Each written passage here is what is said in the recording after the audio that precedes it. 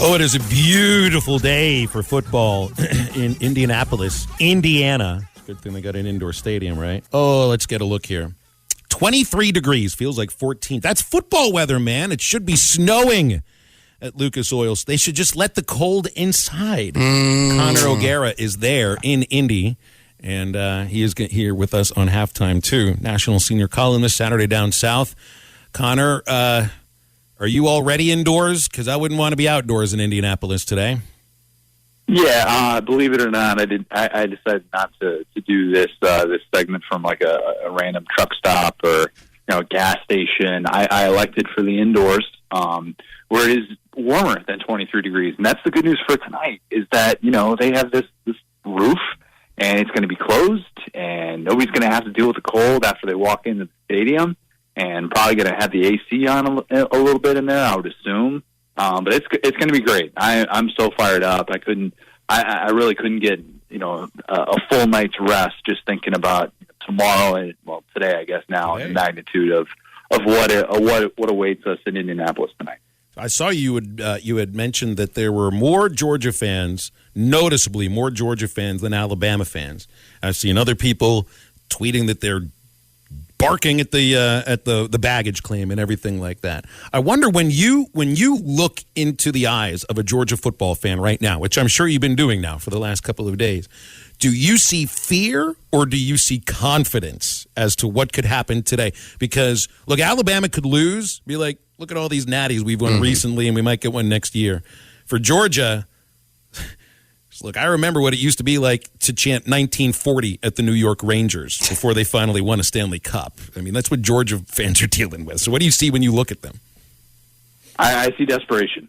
I see confidence, but I see desperation, and they know it. I had lunch yesterday with my Georgia buddies who are in town, and I've been to several games with them, and it's there, and they know it's there. And it's so strange. And I don't know if there's a comp in the 21st century to this, with this kind of buildup and knowing what can potentially be at stake with this crossroads, right? Because if Georgia loses tonight, everybody's going to say, wow, Kirby Smart, you're never going to have a chance to beat Nick Saban like the one you just got. You got a rematch. You got to see what you did wrong, and you had a chance to be able to make those adjustments.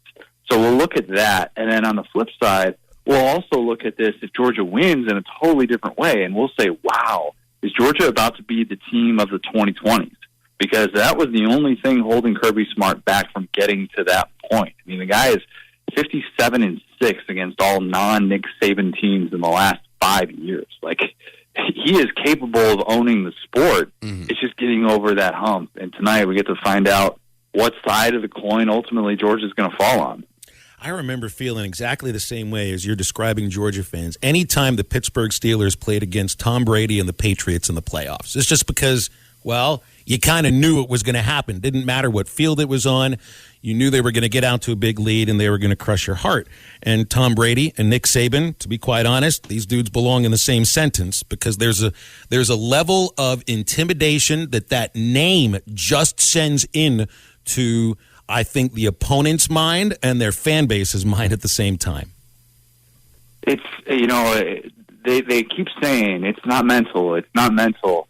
If Georgia loses tonight, we'll have no other reason to believe that this is about skill or anything like that, because you've got it. If you're Georgia, you've got the defense that you want. You've got the exact opportunity that you want, and you would still look up. And even if I think the numbers break down to where even if Alabama leads for like the vast majority of this game, Kirby Smart will still have led for more time against Nick Saban than Saban against Kirby, which is just crazy when you think about that. But, Kirby's been outscored 41-7 by Nick Saban in these 4 games in the fourth quarter. And that just, to me, is the biggest thing that has to change. And if you're a Georgia fan, a lead isn't going to do anything for you, right? Like, you can be up 14 points in the fourth quarter and you can still be bracing for the worst just because you've seen this movie so many times over. And when you know that there's still time left on the clock, it doesn't matter if he's got a starting quarterback in there or not. Nick Saban just kind of finds a way. And until the clock hits 0 and Georgia can finally celebrate, I think there are a lot of Georgia fans who are going to just brace for the worst. Yeah, I don't know if you watch them, but I'd love to watch the SEC shorts every week. And one of my favorite bits that they do is Georgia versus the girl that represents hope, and just how they never want to buy into it until it's right there. And speaking of Kirby Smart, and just how dominant he is against everybody else, but still waiting on that national championship, still waiting to get over that 41-year hump.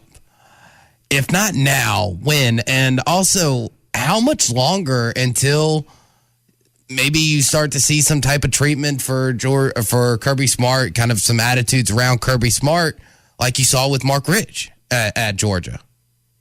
Yeah, first of all, shout out Josh Sneed. That's my guy right there. I love SEC shorts. That is a weekly staple. But I think there are two different questions here because they're being lumped into the same one. I get why they're being lumped into one question, but to me, this is really two questions. It's one, will you ever beat Nick Saban? And then two, will you ever win a national championship? Now, those things have become synonymous with one another, and I did the breakdown.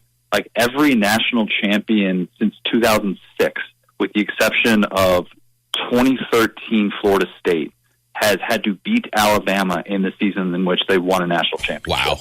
That's a crazy thing to think about, because we can say it all the time, like, all roads lead through Tuscaloosa to win a national championship. Like, no, that's real. And so if you're Kirby Smart, you're understanding that, look, you're not winning a national championship unless you beat Alabama at some point. Whether it's the SEC championship, whether it's semifinal, whether it's a national championship, whatever it is, you're going to have to beat Nick Saban. But at the same time, Kirby Smart is 46 years old. He is in year 6 as a head coach. All of the other active head coaches who have a ring right now won their first national championship later than age 46.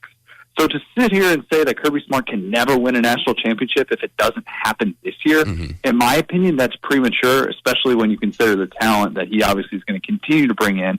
And I don't necessarily think he's in the same category as Mark Richt, just because Kirby got to 2 national championships. Mark Richt didn't do that. And I think that puts him in a different sort of stratosphere. And Kirby's got at least a decade plus of goodwill, and I think he's going to stay off any sort of hot seat if he doesn't win tonight. Yeah, it is kind of jumping the gun just with, like you said, how young he is and how much success he's already had in his career. But if he's going to get it done tonight, the main focus is going to be creating pressure on Bryce Young. I mean, how do you do that? I mean, what formula do they have to use differently than they did in the SEC championship to where they look like the first 12 games in Michigan and not like they did in Atlanta?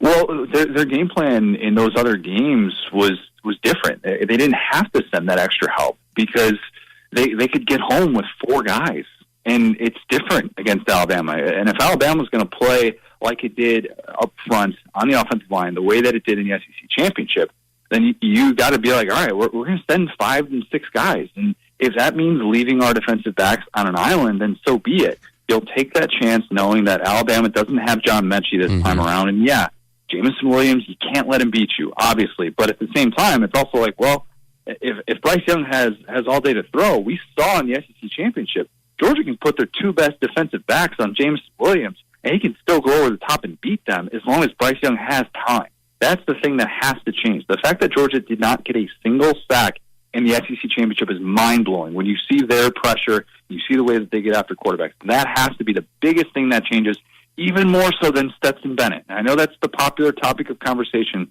but to me, unless that changes, we shouldn't expect a different result. Did I hear you correctly? Kirby Smart is 46? I knew he was young. I didn't realize he's just a year older than me. Think about it.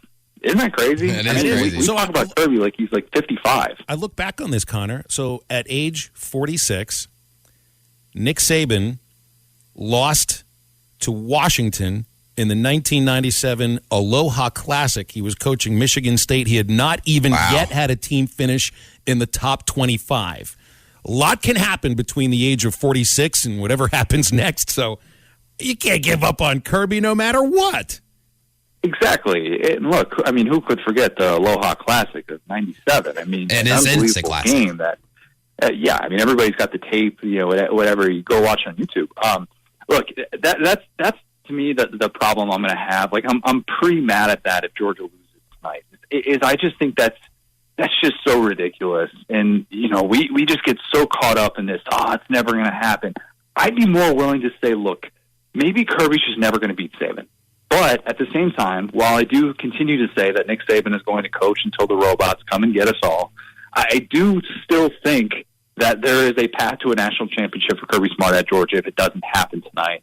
That'll be a really tough sell to Georgia fans if they do indeed come up short again. Mm-hmm. And you kind of mentioned it a minute ago there, Connor. One of the big storylines leading up to this national championship, from the SEC championship through the semis to today, has been Stetson Bennett.